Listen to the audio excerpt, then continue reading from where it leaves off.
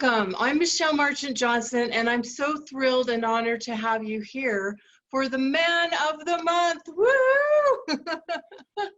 This is such a great series where I have the opportunity to interview male experts and to help you understand more about what's going on in the hearts and minds of men so that you can have great relationships and the relationship of your dreams with the right man.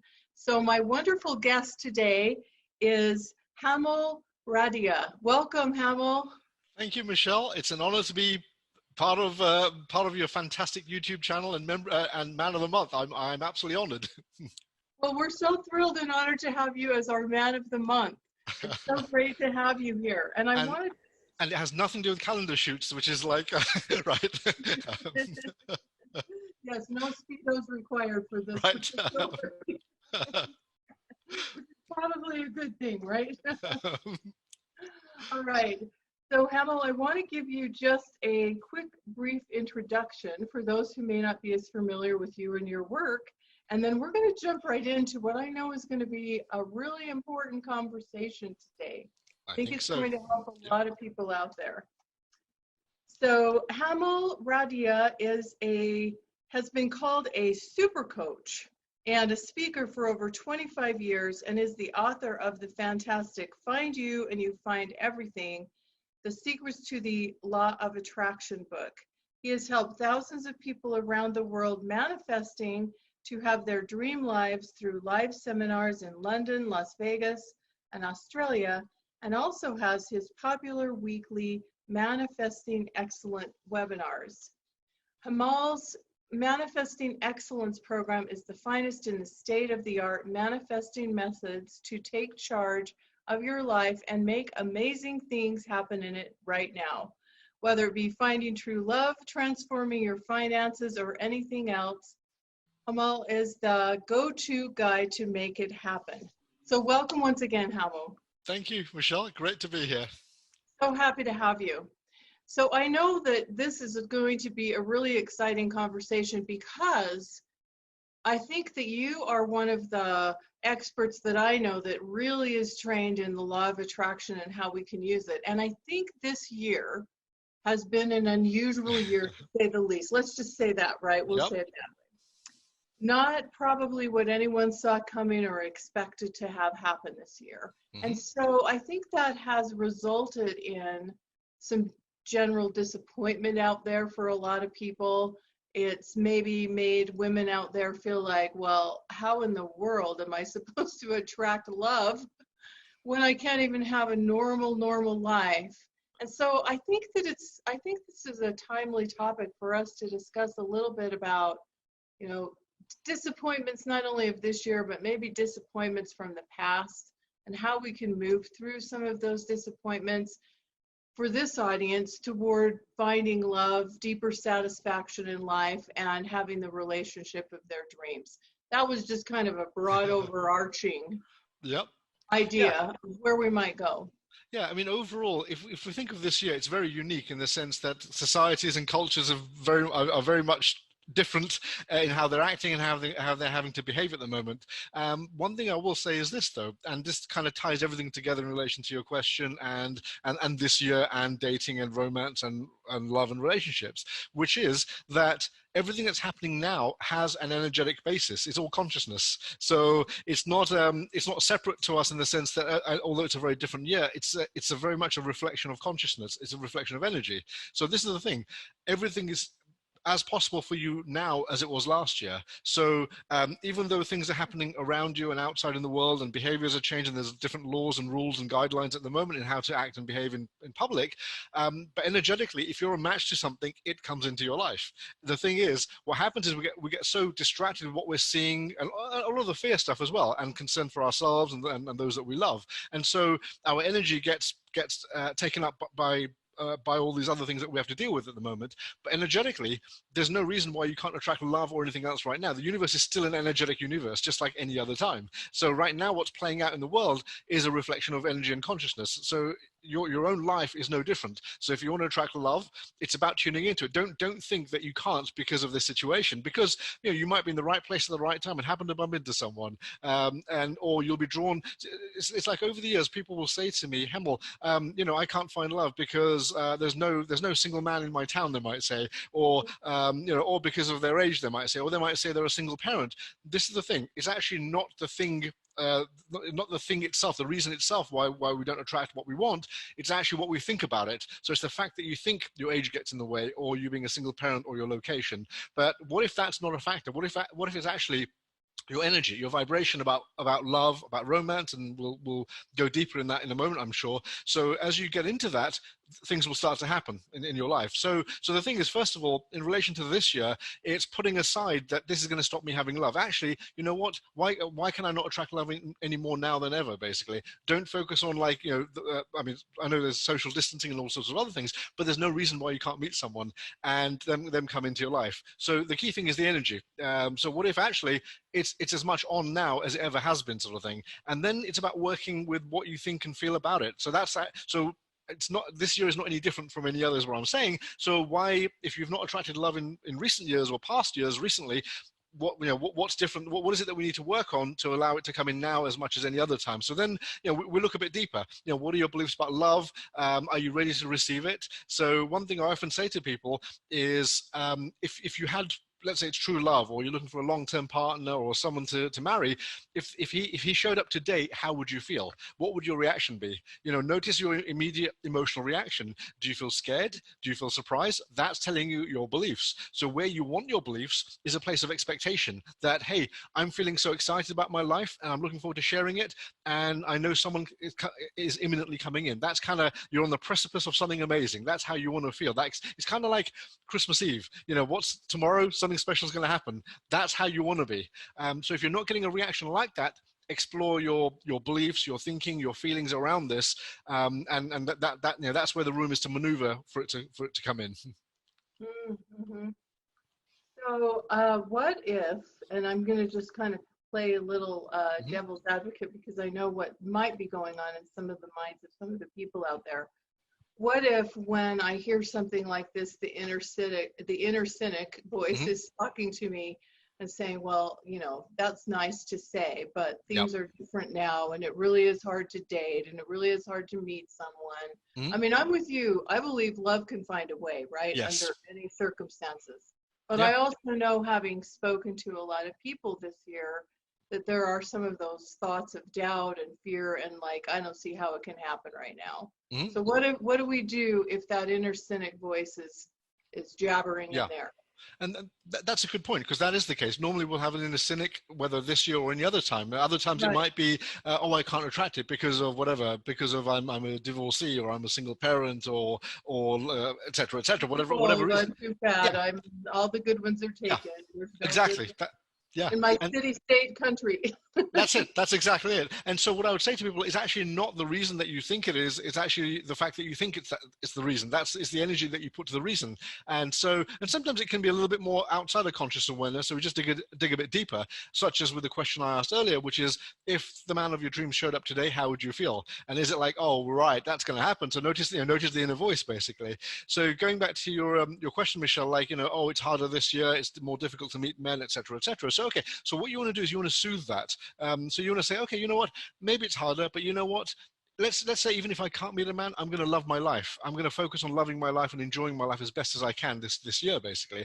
Because then don't keep wondering whether a guy will come in or not, or doubt it, because at least then if you have an open mind, you're creating the opening. It's like, they say a watched pot never boils. So if you keep focusing on a man can't show up, it can't change, sort of thing. So at least if you at least put that dialogue aside, the inner chatter aside, and you create the space. That's the key thing. It's creating the space, the energetic space. So it's having that emotional freedom that you're ready to embrace something amazing, but you're not getting in the way in terms of what you think about it. So that's a good point about the inner cynic, though, and then the inner critic. So it's really asking ourselves why we can't have what we want. And, the obvious thing would be, oh, well, there's a global pandemic and all sorts of other guidelines and so on and so on. Okay, so let's put that aside.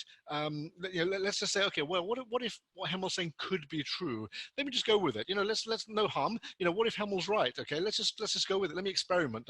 What if actually someone amazing is going to show up in my life next week or next month? How would I feel now? So, because what happens is, it's very convenient right now to use that as a reason, not to find love, you see, and Absolutely. then yeah, so it's very easy to find reasons why we can't have what we want. Whether today we're talking about love, basically. So again, it could be like all the reasons we said earlier, like age, or my country, or my profession, or a single parent, whatever it might be. These are all the different reasons. And like I said, the key thing I think in this conversation is the reasons become the reasons. Basically, it's our inner thoughts that magnetize to the reasons of what actually happens. So you either attract love, or you just get a confirmation of your doubts. So you meet someone and it doesn't work out, and you go, there you go, I told you so. I knew it deep down. That's the point. You knew it deep down because you knew it wouldn't work out. So what if you knew it could work out? And then this is the thing, as we shed off our old beliefs and our old thinking, then sometimes we'll attract something amazing, but maybe it won't quite work out. What you don't want to do is go back to the old cynicism and say, damn it, I thought it was going to work, but it didn't work this time. No. What if actually that's just a reflection of the old energy that's leaving you? So again, it's about you being unconditional about having what you want. So it's like, this is the thing, we talk so much about having things, whether it's a relationship, a partner, a marriage, or financial goals, or whatever it might be. Manifesting really is about the flow of energy. It's about the process. It's loving the joy of manifesting someone great in your life. It's loving the thoughts that you think, the excitement of someone coming into your life, what it will be like, how it will be to be in a romance, having dinner together, cuddling together, etc., etc. How does all that feel? So rather than focusing on the outcome, what if your task was, how can I enjoy the process of meeting someone?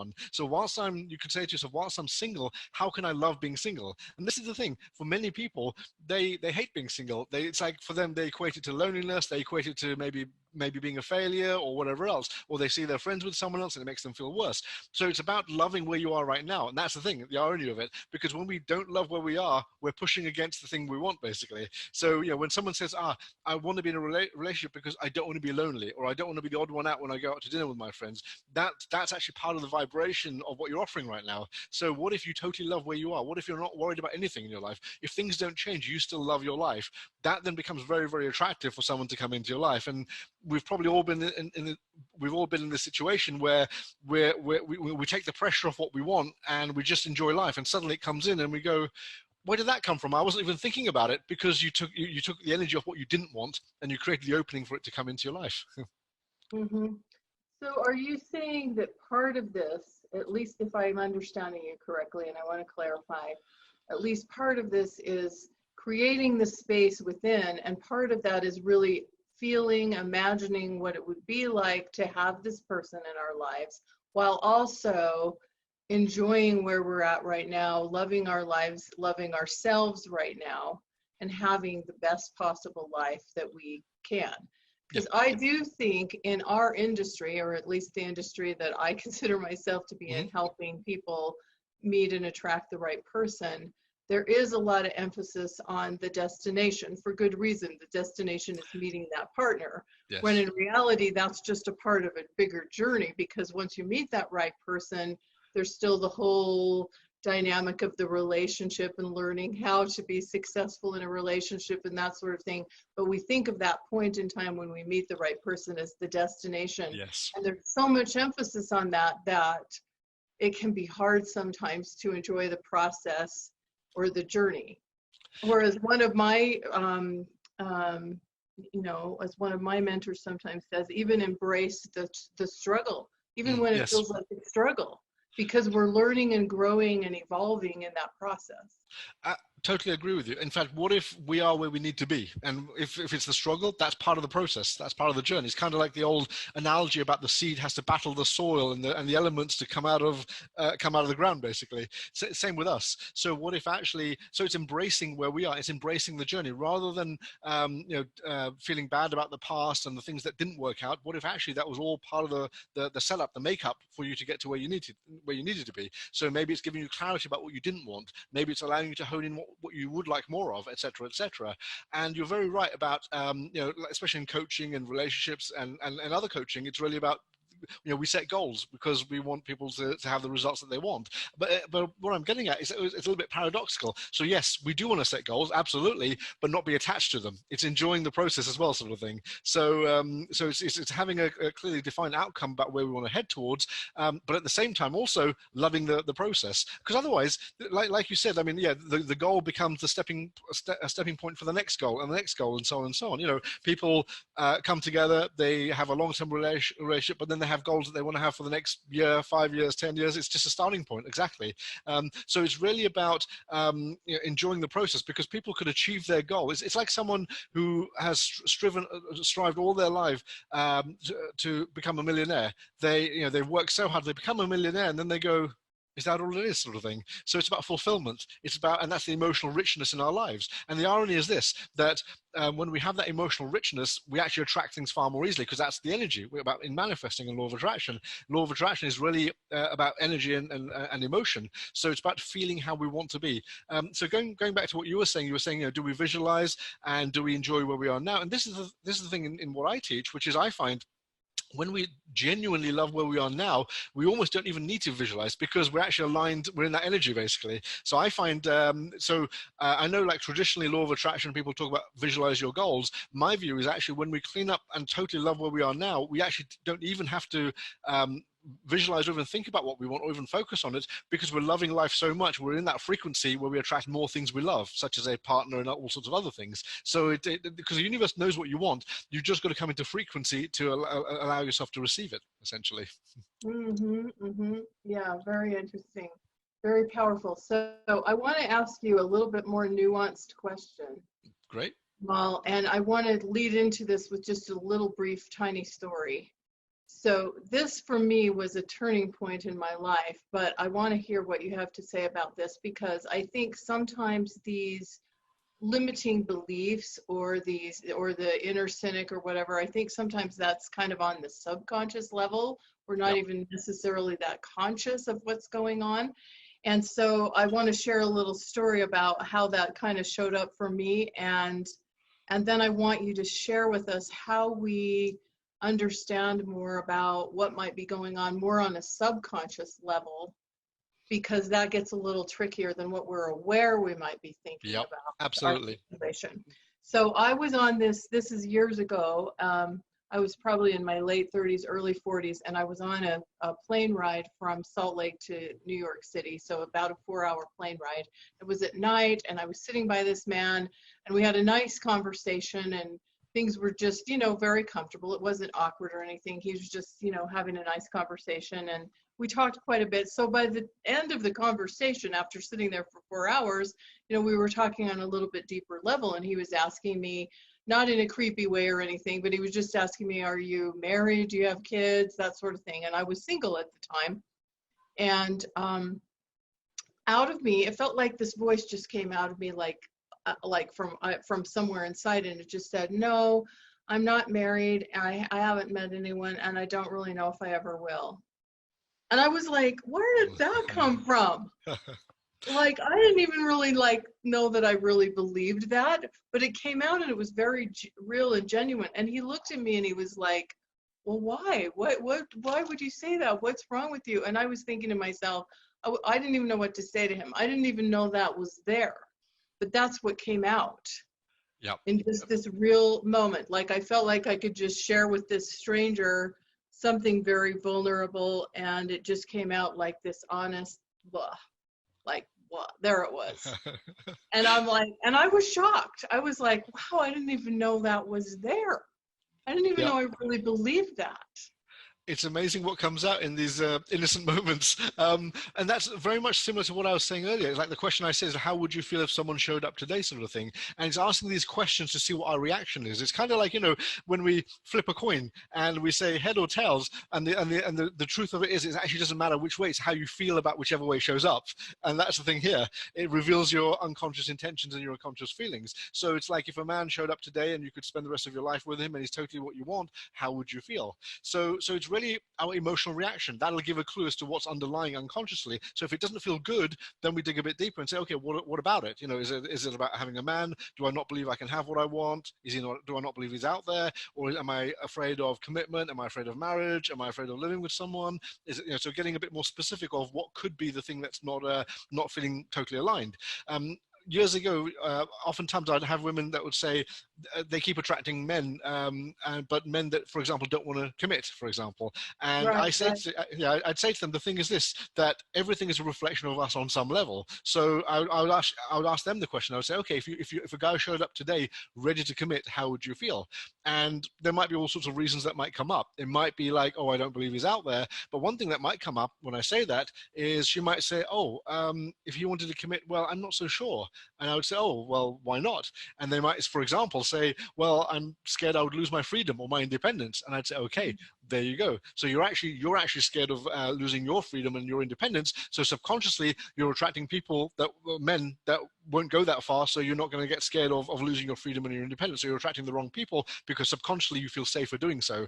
So instead, it's actually turning it around where you can't wait to be in a long-term relationship or be married, where you're actually totally embracing it. Again, like it's Christmas Eve, you can't wait till the next day. That's how you want to be energetically, where you just can't wait. But you're not attached to it. You don't need it. So whilst we say, you know, you're excited about it and you're looking forward to it, but it doesn't mean that you need it. That, you know, in a sense where you're needing a man to define you. No, you define yourself, and in that is where your attractive qualities will come, which is what a man will be attracted to in who you are. So it's really desiring something, but also not being attached and needing it, and knowing that all is fine anyway, but just loving the joy of it, loving the joy of the process of meeting a man, dating, etc., etc. Mm-hmm. So I think if I'm hearing you right, it's like not being attached to the way or the timing or anything that you are hoping for or manifesting, being open, ready to receive, but not being attached to like the how and the when and all of those details that we sometimes get hung up on. Yeah. Absolutely. And what I would say to someone is, why, if they are hung up, I would say, why are you hung up? So it might be, oh, I want a man that everyone will love. Okay, well, hang on. Are you trying to please everyone or are you trying to please yourself? Because, you know, you might find a man that pleases everyone today, but tomorrow people will change their own opinions and they'll want you to have a different man, etc., etc. So, you know, what are you attached to? So normally attachment will tend to be heavy on some level. We'll feel the heaviness. We'll feel the need. So like you said there, Michelle, it could be the timing, when, it could be who, where, it could be, oh, he's got to have $1 million or whatever. Why is that important? Because this is the thing, you know, as manifestors, we're divine creators, and so we can create anything we want. So you don't need a man to have $1 million for you to feel wealthy or successful or valuable or whatever it might be. That comes from within you. You know, if you need a man for you to feel valuable, that's telling you how you feel about yourself. So it's actually fully feeling whatever it is you do want to feel, fulfilled, loved, valuable, etc., etc., and then you attract a reflection in a man, rather than thinking you need a man or you know whatever you're looking for. But let's say a man in terms of needing to fulfill you or complete you, or no, instead it's actually being complete and whole, and from that you attract a reflection essentially.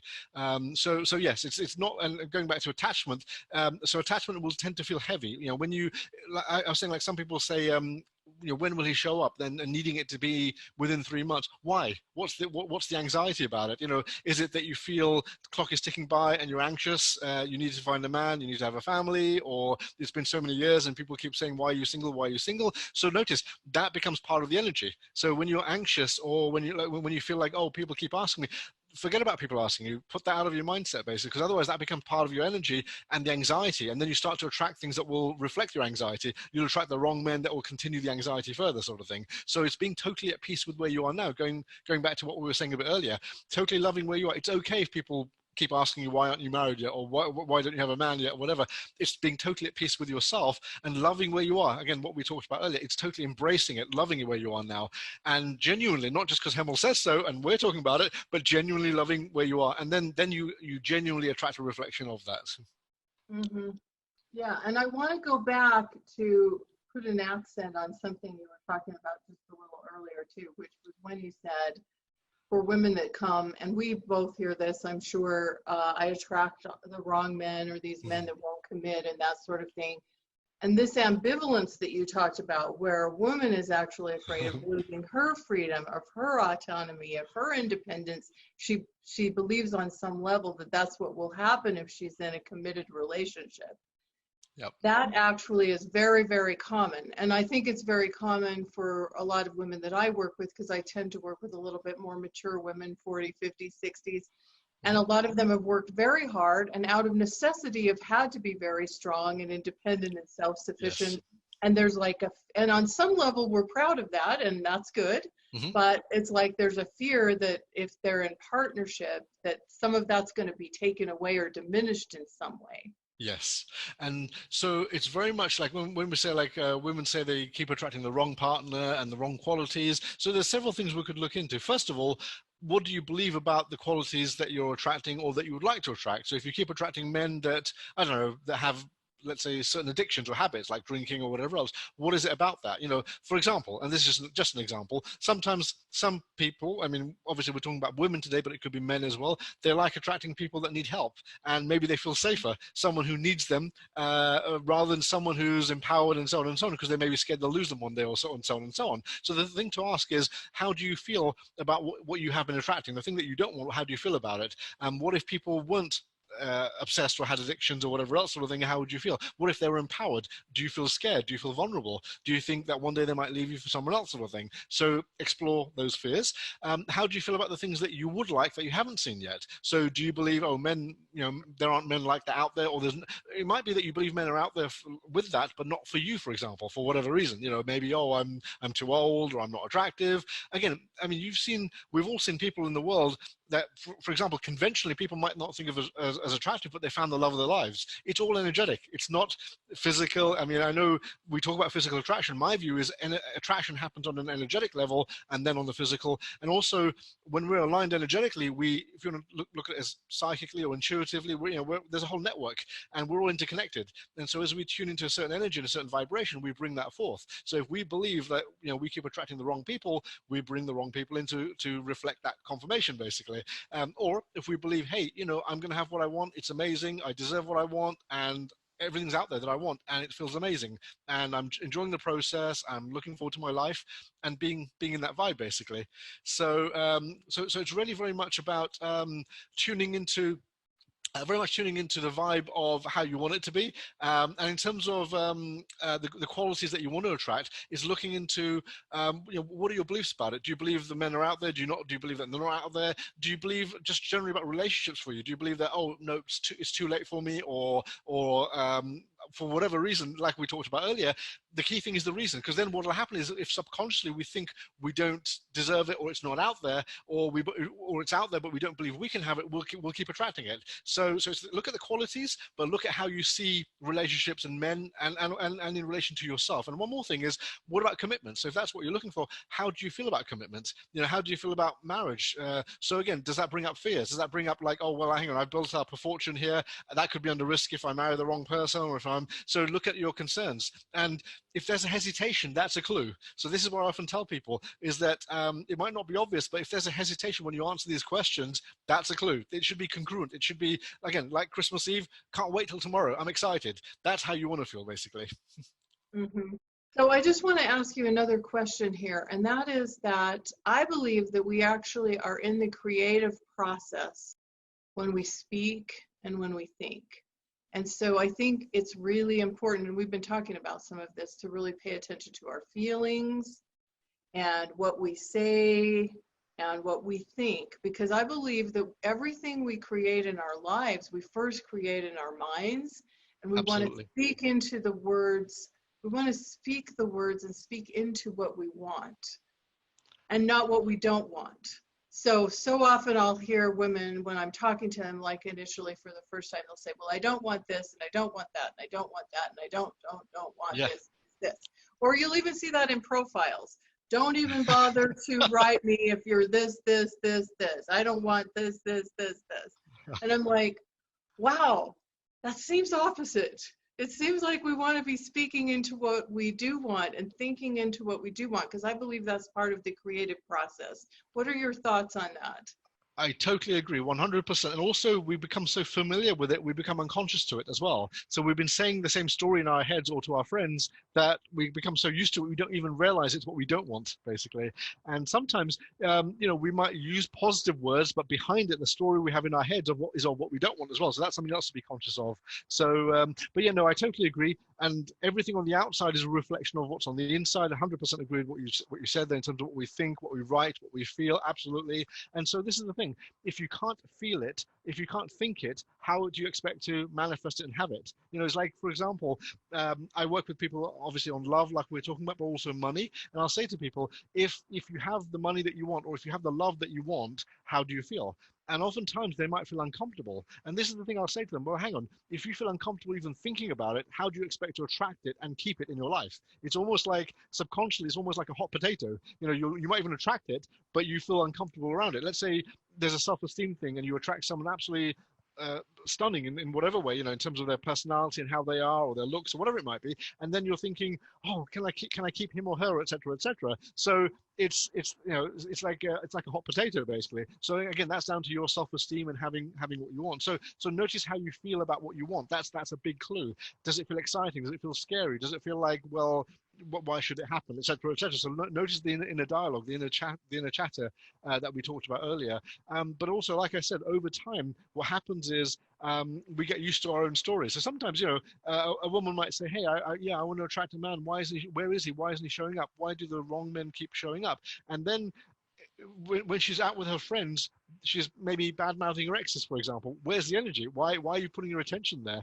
And one more thing I'll add is, we talk about energy. One thing I say to people is, look at the energy that you have from the past. So, for example, let's say your ex, if you have texts from your ex or emails from your ex, why do you still have them? Do you not believe you can be happy? Why are you holding on to that? Because if I said to you, let's say you're looking for a husband or a long-term partner, and if I said to you, hey, a month from now, you're going to be with the love of your life, and I guarantee it, okay? If you know that, why would you keep these texts? Why would you keep these emails? So manifesting, and very much what you said, Michelle, it's about living in the faith and the energy of what you want. And so if you are living in that energy, you wouldn't have those texts, you wouldn't have those emails, because that's you putting confidence that in your expectation of receiving it.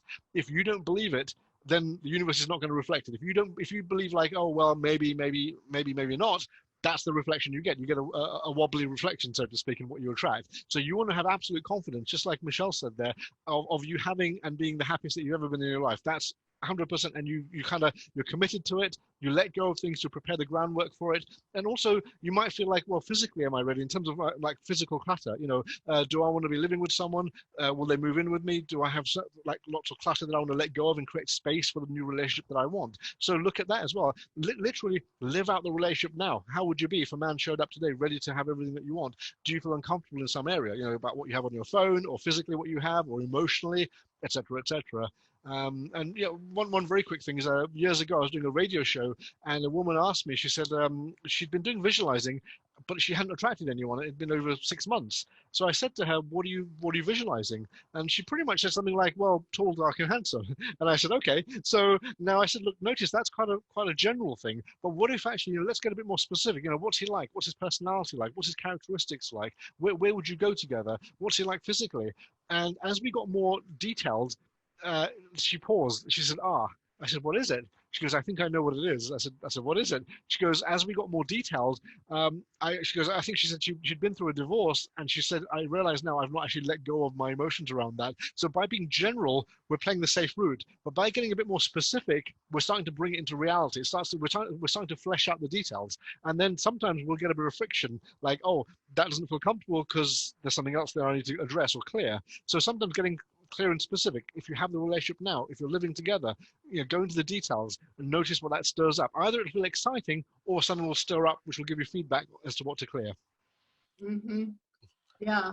And coming back to what you were saying, I think if we don't have the ability to feel it or imagine it and have the space to receive it, it's like trying to pour a gallon of water into a 1-cup container. It's going to go somewhere, but we're not necessarily going to have the space to receive it. If we can't internalize and feel and imagine in a positive way what that would be like, in one way or another will sabotage even an opportunity that might come. Yeah, absolutely. It's similar to what we were saying earlier when you asked me about do we need to sort of visualize, and it's really what I was saying, which is it's you don't necessarily. My view is you don't necessarily always have to visualize, because if your beliefs are aligned and how you think is aligned, because visualization is really a tool to adjust your energy. But this is the thing: if you think that way anyway, you don't need to visualize it. So if you expect good things to happen and that's how you see your life, you don't need to visualize good things because you're already thinking naturally that's how you expect it in your life. That's why some people who naturally have beliefs where they expect the best to come, that's what kind of shows up, because they don't even have to visualize it. They just expect that for themselves. So in relation to what we're saying, it's like, yeah, how do you really feel about having what you want? How do you feel about your life? Do you believe, like, again, people have beliefs about age, like, oh well, I'm in my whatever 40s, 50s, they might say, and my life is XYZ, whatever. Look at your beliefs about your life. What if actually the best years are ahead for you? What if the happiest moments are ahead for you? People have beliefs about their health and well-being and their bodies and so on and their self-image. So look at that. Are you vibrating the best for yourself? Why not? It's where you put your mind, and then the body will take shape and everything around you will take shape as well. So it's really about, exactly, it's about seeing things how you want them to be, to bring it into shape. And sometimes it's questioning how we see the world. Sometimes, conventionally we're kind of taught that when you get to 30 something should happen physically, 40, 50, etc., etc. So it's sometimes challenging the norm, basically, and seeing a new way. The bottom line is, does it work for you? That's the main thing. And how do you feel about it? That's the clue. The better you feel, the better the clue is that you're in your resonance with what you want, in terms of your vibration. So you want to feel the best feelings no matter what situation, what position you're in. Because this thing, if there's a particular situation, let's say you're going through a divorce and you feel like, well, I'd like to have someone but I can't. Well, what if you could? What if you could be dating someone anyway? You don't have to marry them just yet until the divorce is through. But what if you can have what you wanted? What if, going back to what we started with today, that despite this year, you can have everything that you want this year? How does that feel? And again, Michelle was saying to me earlier, like, oh, that inner voice, like, oh, right, there's a pandemic going on, but what if you could? Let's just fantasize. What if you could? What if it's possible? And so, as you put your energy around that, just be playful and light about it, and that playfulness and lightness tells you that you're not attached, which is fine. You want to be quite light about it, and then things are much more fluid, and they come in much more easily. Hmm. Yeah, and it's so interesting because this year of the pandemic, I have so many clients that are still meeting and attracting wonderful people into their Yeah, lives and finding partnership. Love can find a way. It's amazing. It's incredible. And yeah. in the history of the world, we've been through maybe not a pandemic like this for about 100 years, but we've been through these kinds of things, wars, all kinds of difficult circumstances, and love can still find a way. Yeah. And there are so many, that's a good point, Michelle. There are so many love stories over the years, over the centuries, of people finding each other in the most unexpected circumstances. So don't discount it, because this is the thing: when we discount it, we then almost filter it out, basically. So you want to filter it in. Expect the best to happen to you. And so yeah, don't filter it out, because there's so many love stories in some very unexpected circumstances. So it's all on. It's all, assume it's on. Then you'll start to not just see it, but you'll start to attract those opportunities in those circumstances as well. So it could be anything. You could be at a store buying a face mask and happen to bump into someone in the queue. It could be anything. All the possibilities are there. Right, right. So I want to talk to you about two other things before we kind of start wrapping up. The one is that I think one of the energies that has been prevalent during this period of time, and maybe still is the energy of fear. There's been a lot of fear because we're facing unknowns and that sort of thing. And so this has kind of been widespread fear. But we all, even in non-pandemic times, we all have certain fears, right? Mm-hmm. Yep. Or it's very common for us to have certain Yeah. fears. And I've found in my own life that I don't make the best decisions when I'm making my decisions from a place of fear. Yep. And then there's this school of thought, to kind of take it one step further, and then I'll let you kind of respond to this, that there's really two basic emotions, if you will, emotions that are based more in fear and emotions that are based more in love.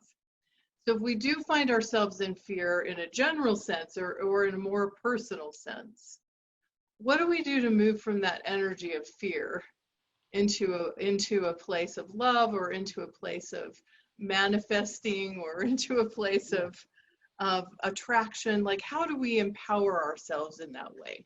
That's a good question. On my webinars to my students, when we're talking about fear, I often say to them, if you think about all the fears that we've ever had, probably something like 99, maybe 99.9% of them never ever happen to them. And Right, so right.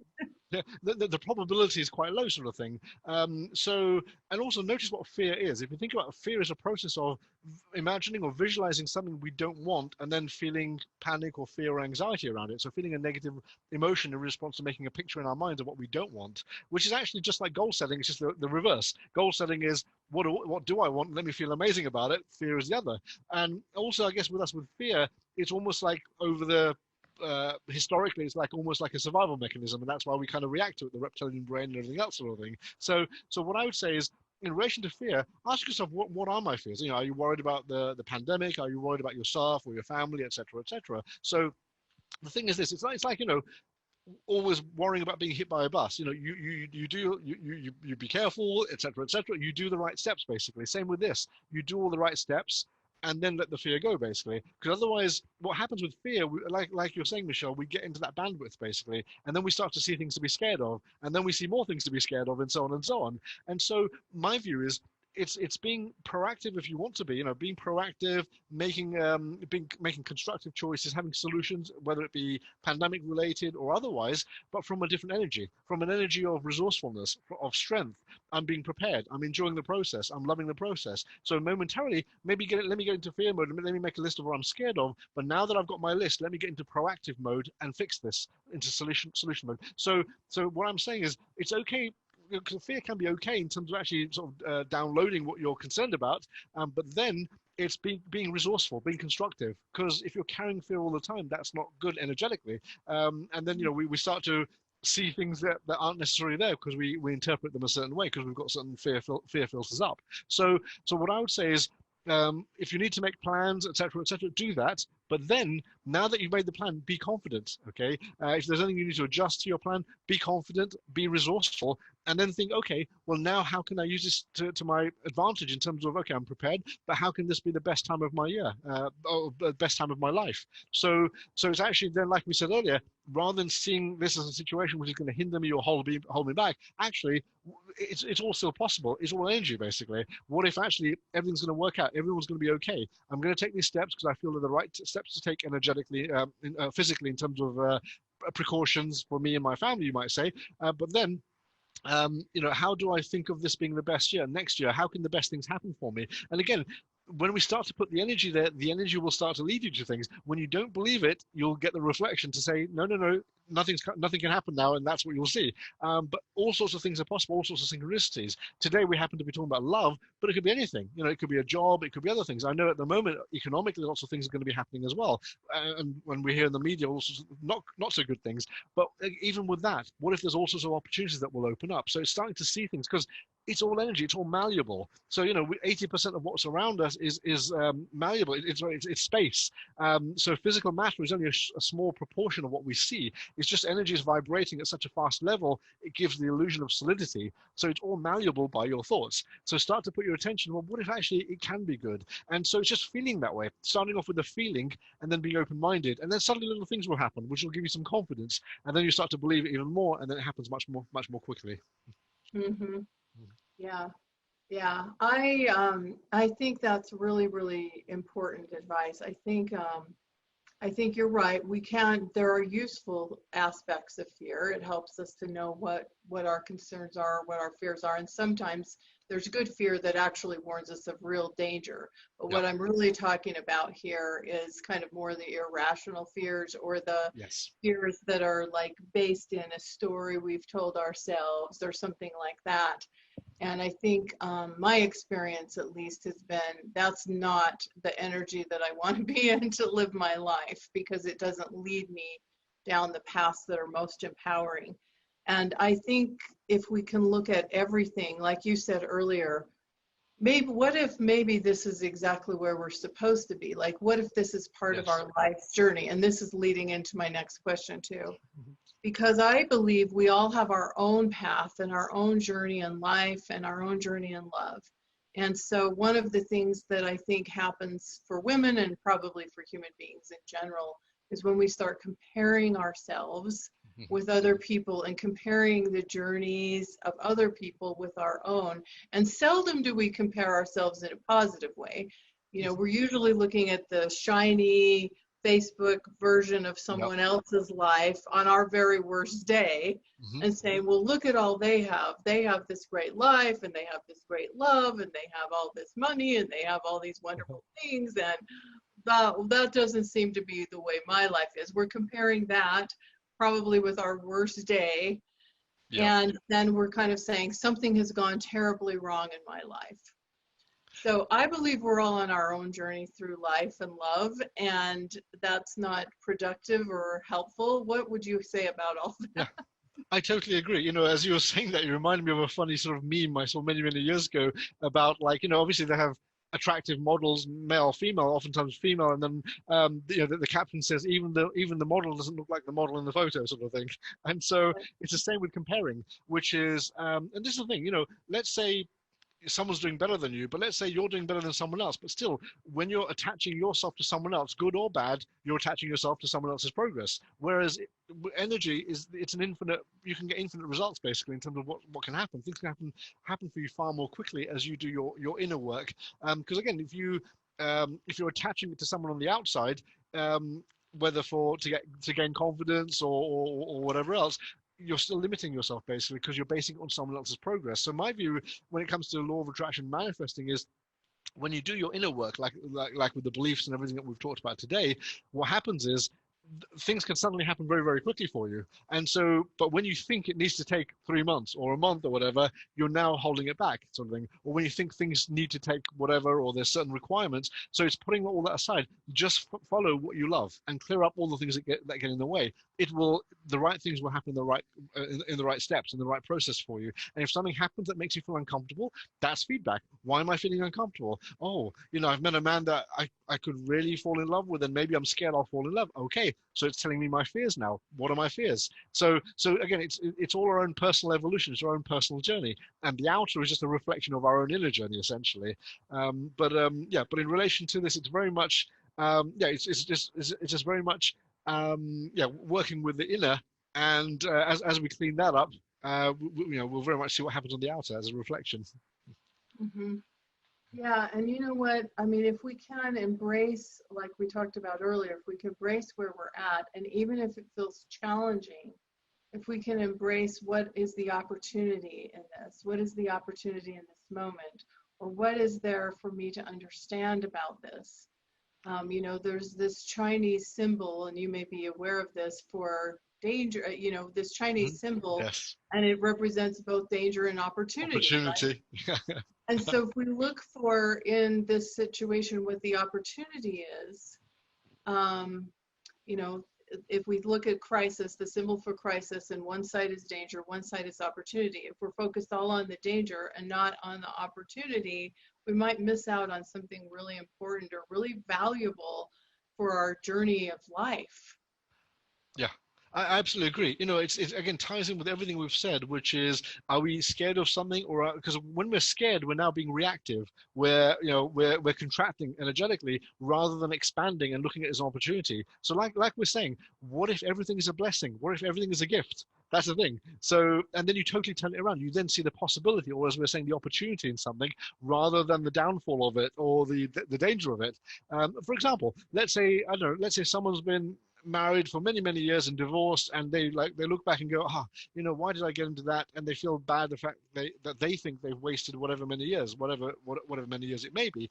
But this is the thing: what if actually it's a blessing what you went through and who you've become as a result? And so everything that you think limits you, turn it around and see actually what's the blessing in this. And again, I don't tend to use the word blessing sort of easily or lightly usually, but it's really that's the truth of it. Because when we genuinely see it as a blessing or an opportunity, we tend to have a lighter vibration. We don't feel weighed down by the past. We've totally turned it around. So it's how do you see these things? It's the perception. So often, like I said, someone might think, the fact they're a single parent, or the fact they've gone through a divorce or a breakup or a relationship of many, many years, which they got close to someone and suddenly it didn't work out for whatever reason, maybe even no fault of their own. But again, it's totally turning that around. What if actually that was my path to evolve spiritually or deep down in a way that I don't even know now, you might say. Maybe I'll realize later down the line, but what if there's been benefits here that I'm not aware of? And so it's always about your vibration about it, your energy about it. So lighten it. Don't get weighed down by it. It's always about how we choose to see things. And I totally agree. It's like seeing the opportunity or the possibility or the blessing in it. And then what happens is when you kind of feel like your life now and the past is all full of blessings, it's all the wind is, the wind is in your sails, basically. It's all in your favor, and everything. And what happens is energetically you feel very uplifted, physically you feel very uplifted, because when we think, all the effort we put into was to waste, and why is it happening, or I've lost all that money and I spent all that time, etc., it's very heavy. It weighs you down. And then your next steps, you're almost very tentative as to take, oh, shall I go on a date? Do I really want a relationship, or is it going to be the same? Notice that's that's attachment. It's attachment to the now, attachment to fear, all those sorts of things. Instead, it's like, what if everything's a blessing and I'm looking forward to the next blessing and embracing it to be happier than I've ever been in my life. So it's a much lighter vibration, and you're embracing all the good stuff that you want to be receiving as well. Mm-hmm. Yeah, beautifully said. So Hemal, I really appreciated this conversation. It's really fun to talk to you about this and to get your thoughts and perspective. And I would invite everyone listening, even if some of this feels a little unfamiliar or a little out there for you, to just try it on. Like, experiment with some of these ideas, because I think they can be helpful. And I think we can really be, I believe that we can really be powerful manifestors. I know you do too. Absolutely. And sometimes I think we forget our own power in the midst of struggle. Yeah, I totally agree. We get distracted. We get caught up in things. And sometimes, when people are coming out of a relationship, they sometimes get involved with the battle too much. And so whatever it might be, a battle with the other person or battle with themselves, whatever it might be, and we get distracted. And it's, again, everything we've talked about today, it's coming back to who we are. It's about not getting attached to things, not being distracted, seeing the bigger picture. And, whatever's happened now or happened in the past, it's where am I going? What's the bigger picture? What if actually everything is serving me? It might not make sense. I might be angry in the short term. I might be sad in the short term. I might feel guilty. But you know what? What if this is serving me? It's making me deal with things that I need to deal with to move forward in my own growth, my own evolution. And sometimes, we might look at things around us, but sometimes it might be about withdrawing on the inner and looking at this as our own inner growth, our own, whether you want to call it spiritual growth or personal development growth.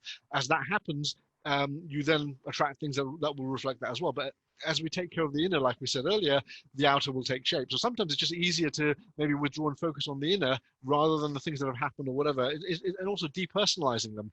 Egos can come into it, and we get attached to things where scarcity comes into it. Oh, time, money.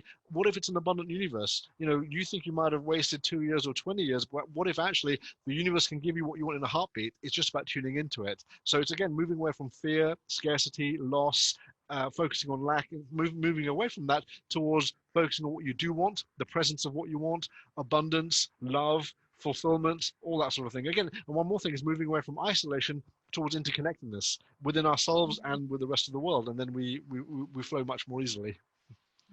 Yeah, beautiful. So I know, Hemal, you have a wonderful free gift that I want to make sure that we tell everyone about, and these are some chapters from your fantastic book called Find You and You Find Everything. So speaking of inner work, I have a feeling this has to do with some of the inner work. The law of attraction. You want to tell us a little bit about it? Yeah, absolutely. So, a few years ago, I wrote a book very much what I thought I wanted to put out there in terms of how people can apply manifesting and law of attraction. And there was plenty of stuff out there, but I thought, let me put out there what I think works, basically, and the core elements of energy and vibration and law of attraction. So I wrote this book, very much talks about abundance and love and all sorts of other things, and connecting with ourselves. So again, Find You when You Find Everything is the title of the book. So it's really about, people often seek things like love or money, but I find that when they truly find themselves, they attract all that they want much more easily. So so this is a book where I'm offering some sample chapters for you to check it out, enjoy, hopefully apply it and get some great results, and then take it from there. Well, thank you so much for that. And for everyone watching or listening, you're going to want to click on the link below this video. It's going to be in the description of the video, and it's also going to be pinned as the top comment in the video. And so you'll want to click on that link and you can get this free gift from Hemal. And Hemal, I really want to thank you for your generosity and for your time and for showing up with this energy that you show up with, and for all of the wisdom that you shared. It really means a lot. Thank you so much. Thank you, Michelle. Again, it's honored to be Man of the Month for October and to be part of your special YouTube channel. I love all that you do. I love the summits that we do and everything that we do here. So thank you for all that you do, and also for asking me here. It's an honor to be here. Thank you. Yeah, my pleasure, my pleasure. Yes, we're so happy to have you as our Man of the Month. So you can strut around the UK in October and tell everyone that you're the Man of the Month. Yep, I'm going to be telling people, absolutely, yep. All right. Well, thank you so much. And thank you so much, everyone, for watching. We really appreciate your presence here. And like I said, just try on a few new ideas, experiment with some of these things. And we are both sending you lots of love and many blessings and lots of joy. Yes. Finding joy in the journey. That, I think, is one takeaway. If you take away nothing else today, finding joy in the journey is going to make life better right now and always. So thanks so much, everybody, for joining us. And bye, Hemal. Bye, Michelle. Bye, everyone. Thank you.